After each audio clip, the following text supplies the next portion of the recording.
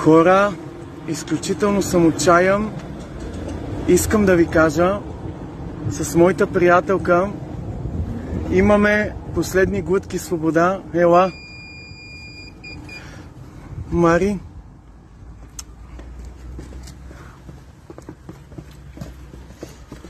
Трябва да седем на друго място. Хора, за последен път виждам хора по улиците, защото след малко с нея, знаете ли къде влизаме? Направихме нещо ужасно.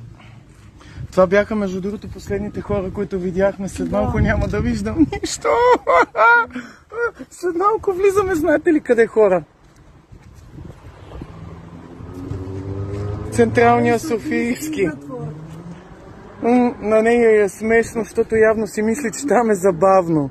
Ама не. Нали в съседни килии ще сме стига. Да, поне ще си даваме ядене. Ето, вижте, хора, подготвили сме си багажи, ядене. Дрехи, тук имам аз чанта.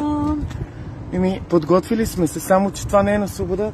Ето, даже аз бира си пия последна, защото в ареста, между другото, не дават бира.